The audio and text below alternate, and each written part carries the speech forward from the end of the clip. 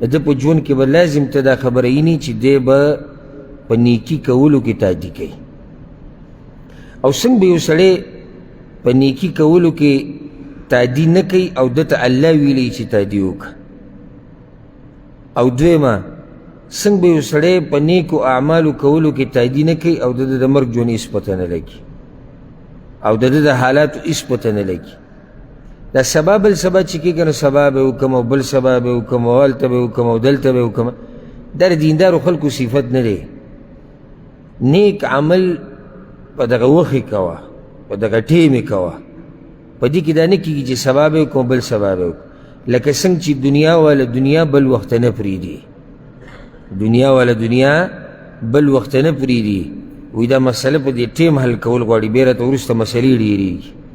نو دنیا والا دنیا بل ټیم ته نه پرېږدي. دغه شان دین والا دینداري د نه وروسته کوي، بل وخت یې نه اړوي. او نه په دې کې دا قصې کوي چې سبا بل سبا به وکړو.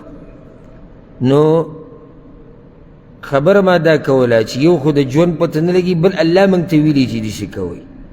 لږ ګوره ګیر چاپېره چې تاسو وګورئ نو اکثر خلک هغه دي چې هغه په دنیا کې ډوب تلي دي او جوړ شوي دي په هغې کې. نو ښایي یو ګس طرف ته او هر طرف ته چې وګورې دغه مقابلې روانې دي.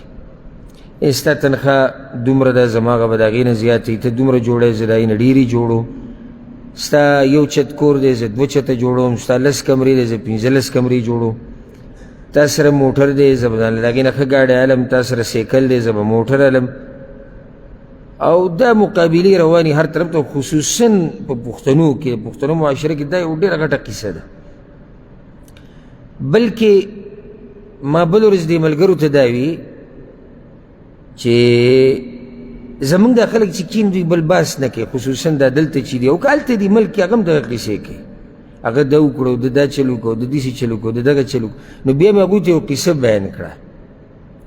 قصه مې دا بیان کړه چې یو وخت به زه، مخکینی خبره ده زما عمر کم و په وخت کې، زه به اکثر زمونږ خپلوانو دلته دیره کې اوسېدو، کلیوالو دیره، زه به د هغوی خواله تلم راتلمه ډېر. نو هغوی سره مې وخت پاس کوو.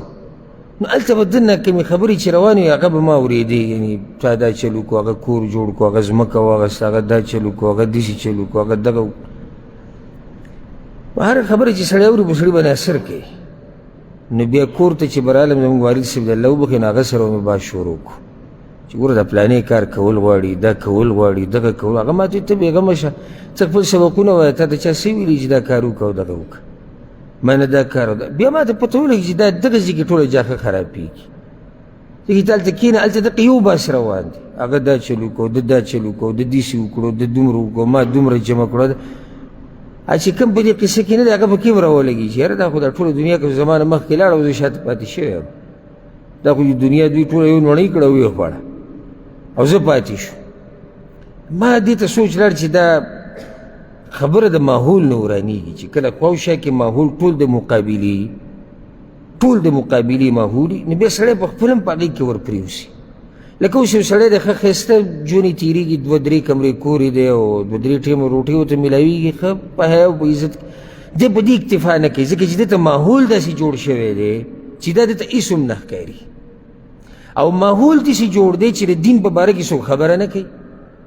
لکه دا بس زموږ په محفلونو مجالسو کې نه کېږي چې یاره د پلانې په دیندارۍ کې ډېر مخکې تللی دی، هغه الله ته به ډېر نږدې او دغه سړی ګوره ګناهګار دی، دا کول نه و په کار وله او دا قسمه خبرې نه کېږي. نو ځکه زمونږ ذهن هغه طرف ته نه ځي چې موږ په دین کې مقابله وکړو. زمونږ ذهن همیشه دغه طرف ته ځي چې موږ په دنیا کې مقابله وکړو. زه تا نه مخکې شو. او ځکه امام حسن بصري رحمه الله وایي چې څوک د سره په دنیا کې مقابله کوي، چې څوک د سره په دنیا کې مقابله کوي، د دنیا راواله او ګزارې کوته، د دنیا راواله او ګزارې کوته. او دا ورته ووایه چې زه الله پیدا کړی دی دپاره نه یم چې زه په دې کې مقابلې وکړم. زه الله پیدا کړی خپلې بندګۍ دپاره یم. مؤمنان وفي ذلك فلیتنافس المتنافسون. الله وایي مؤمنان خو د دین په کارونو کې د یو بل نه مخکې کېږي. د دنیا الله ما سره لوز کړی دی، الله ما سره لوز کړی، زه به تا د رزق در کوم، محنت کوشش به زه کوم، خپې لاس به وهم، زما چې څه په نصیب کې ما ته میلاوي، څه ضرورت دی چې زه مقابلې کوم.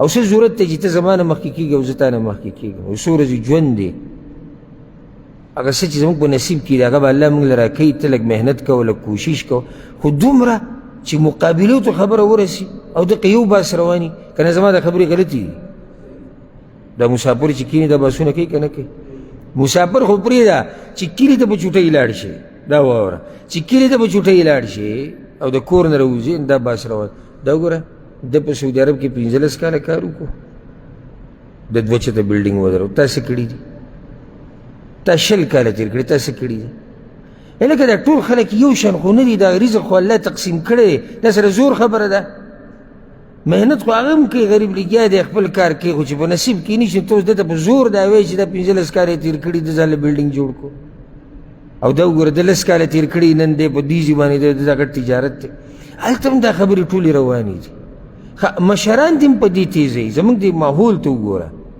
یعنی مشران هم تا ته دا غیرت په دقه راته کې وګوره پلاني ته وګوره بې غیرته هغه بل پلاني ته او هغه بل ته او هغه بل ته او تا کې غیرت نه راځي په دقه کې سړی رالوی شي رالوی شي رالوی شي ستا څه خیال دی چې دی بوډا شي دنه به دا خو یوځي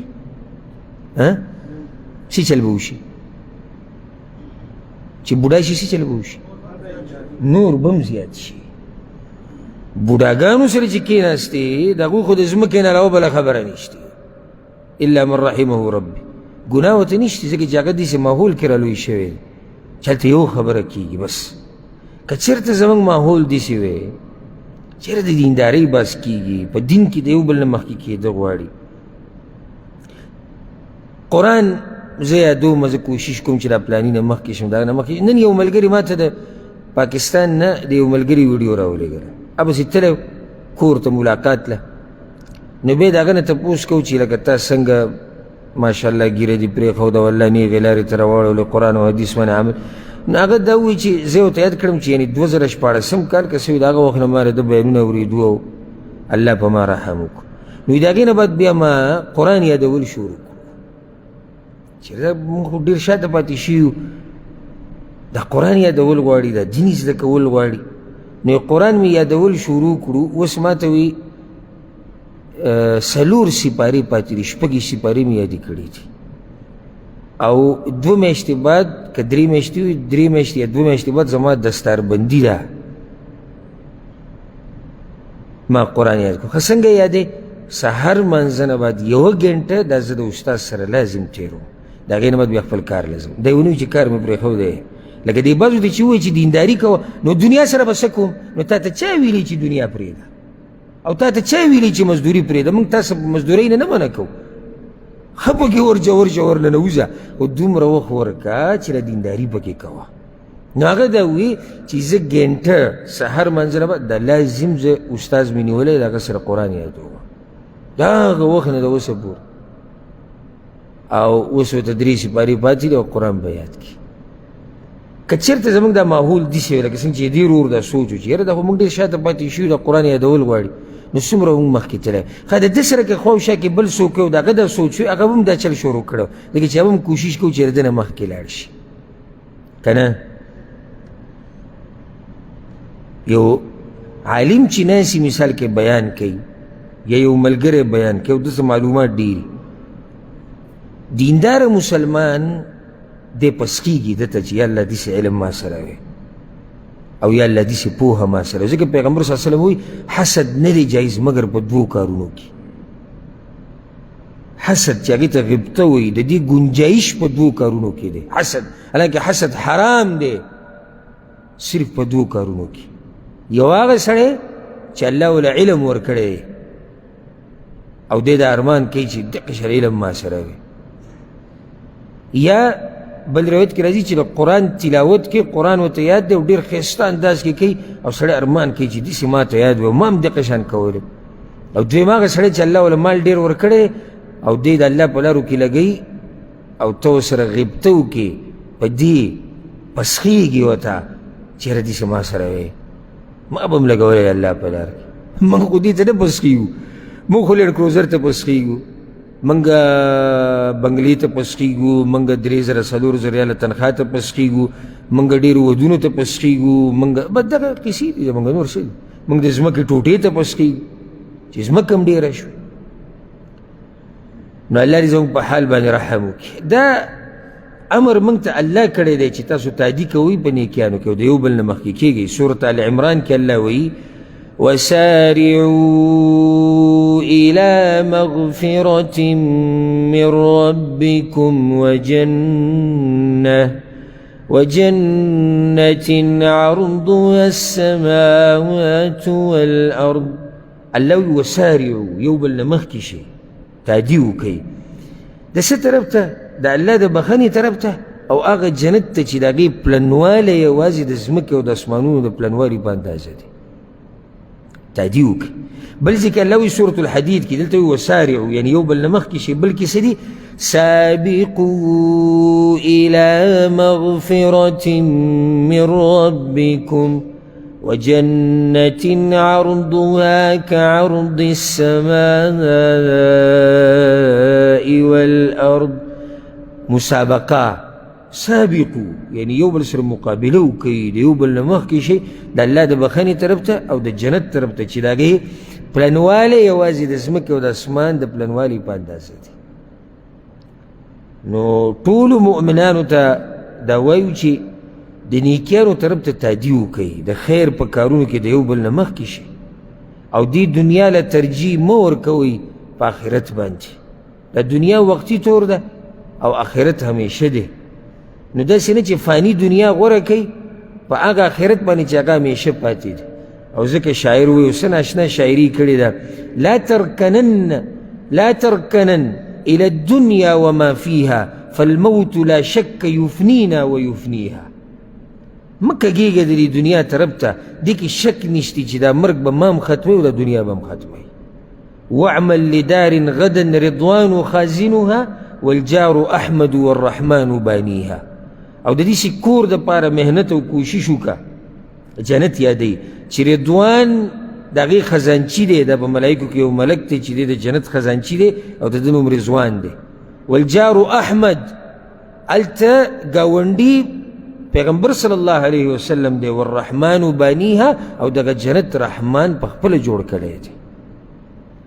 قصورها ذهب والمسك طينتها والزعفران حشيش نابت فيها. بنگلې د دغه جنت چې دی هغه د سرو زرو نه جوړې شوي دي، د خاورو نه د مسکو خوشبو راځي او واښه چې په دې جنت کې کم دي هغه د زعفرانو دي. ځکه بیا وایي هغه اوږده شاعري ده خو آخره کې دا وایي من یشتري الدار في الفردوس یعمرها برکعة في ظلام الليل یحییها.